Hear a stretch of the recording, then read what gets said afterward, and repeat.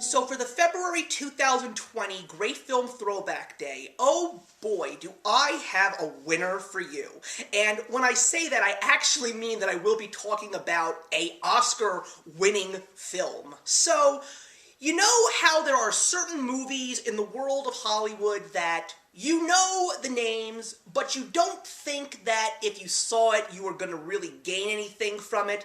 But somehow in the back of your mind, you keep saying to yourself, you know something, I may not have good thoughts about this movie, even though I haven't seen it, but I feel that if I just take the time to sit through it, and maybe, who knows, I'll appreciate it, or I'll just stick to my guns and say, I'm not really a fan of this movie. And we're going to be talking about the 1996 Best Picture Oscar winner, The English Patient, starring a fantastic cast including Ralph Fiennes, Juliette Binoche, who won an Oscar for her performance, by the way, Willem Dafoe, Kristen Scott Thomas, and a very young Colin Firth. So this movie is the story about a man named Alamassy, and we don't know who he is at the beginning of this story because it takes place in two storylines there, right when World War II is coming to an end, and a couple of flashbacks pre-World War II and sometime in the middle of World War II. The movie starts as a Canadian troop of military soldiers is trekking through Italy, and one of the nurses, who is played by Juliette Binoche, Hannah, is told that there was a mysterious man who crashed in the North African desert in his plane, and he is truly injured, and we need someone to take care of him. So, of course, she volunteers, and she is put up by the Canadian Army in an abandoned Italian monastery where she's going to nurse him back to health. Throughout that period of time, there are others that actually come to stay in the monastery or nearby the monastery for the sake of just being safe and also doing some work for the armed forces. And through that period of time, we learn who this mysterious man, who is called the English Patient, because even though he has no idea who he is, he does speak English, so he is dubbed the name the English Patient. So this was a movie that I truly never had any want to see. And also, as a die-hard Seinfeld fan, that movie was featured in a landmark Seinfeld episode where Elaine seems to be the only person who absolutely hates this movie. So I just said to myself, you know what? This Great Film Throwback Day is a good thing for me. I'm going to finally sit and watch The English Patient. And whoa, if you thought that my thoughts about Dances with Wolves were bad, well, boy, am I going to twist some knives right now.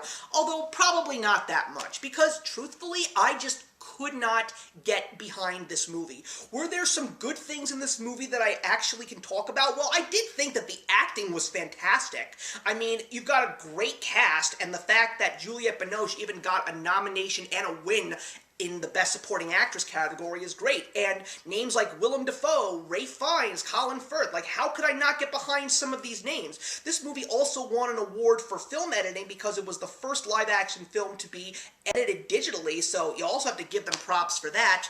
But I feel that there was nothing in this movie that I could truly get behind. What I did seem to understand as this movie goes on is it tries to depict the true evil of the human being, because through this film, as you're seeing the flashbacks told, we find out that Alamassy happens to be a Hungarian nobleman, and then we start to see his story. Right before World War II begins, he is in an expedition for archaeology in the North African desert, and a husband and wife team from England comes, and he falls madly in love with Catherine, the wife, who's played by Kristen Scott Thomas, and he forces her, pretty much, into a love affair, hoping that her husband, played by Colin Firth, is not going to know what happens, and of course, you probably can expect what in fact happens in regards to this. But I couldn't get behind these characters because there was nothing to like about them. The fact that we just saw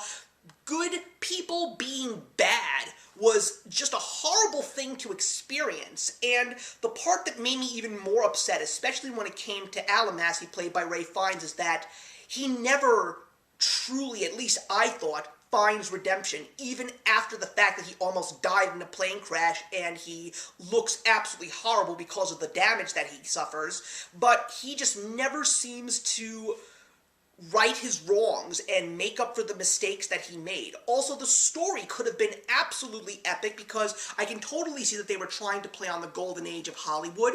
It definitely had some Lawrence of Arabia-esque feel to it, especially when they were in the desert, but the story just doesn't seem to go good for me. It just lags. There's pieces of the story that just don't make sense. I mean, Juliette Binoche's character, Nurse Hannah, is a character that, for me, I didn't even think was very relevant. I mean, she didn't even seem to be a big driving force because I was wondering what she was, especially since she won that Oscar. Was she someone that was going to fall in love with Ralph Fiennes' character? What was her deal? And they did try to give her a story with her falling in love with a Sikh British soldier, but that didn't even seem to work either. I was just not understanding what was going on here. And then, of course, you've got Willem Dafoe's character, Caravaggio, how he's tied to Alamassi, but it was just so far-fetched in regards to how it all happened, and I just don't understand how Alamassi could have sunk so low to get to that point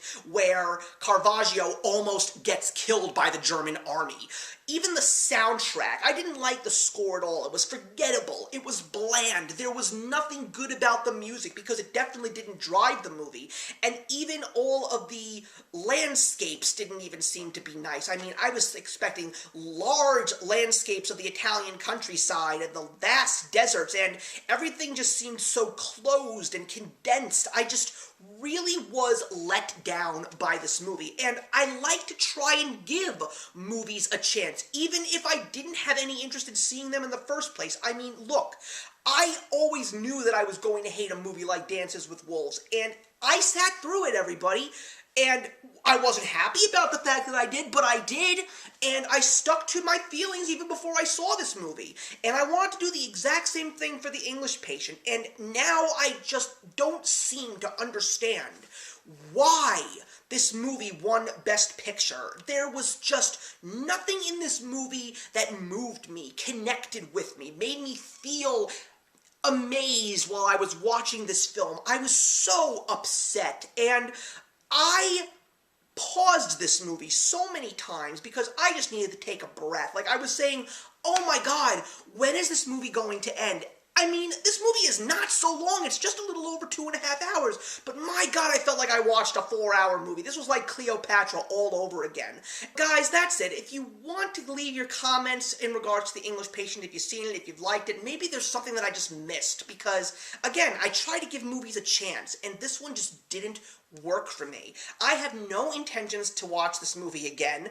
I have no intentions to own this movie at all. Like Dances with Wolves, like Cleopatra, all of these movies that I knew were just not going to sit well with me at the end of the day. The fact that I've actually seen them now and know that I never have to see them again just makes me a happy camper. That's the only thing that kind of makes me happy after seeing The English Patient. I'm giving The English Patient 1 star out of 4. So thank you very much for watching, everybody. Let's discuss The English Patient, for better or for worse, and I'll see you in the next one. Hey, thank you so much for stopping by my channel today. If you're new here and want to see more of what my channel has to offer, please click on the link to my last video, or hit that subscribe button to be kept up to date with all of my uploads. Content of all sorts is posted here quite often, so trust me, you do not want to fall behind. I will see you in the comments, and actions speak louder than words.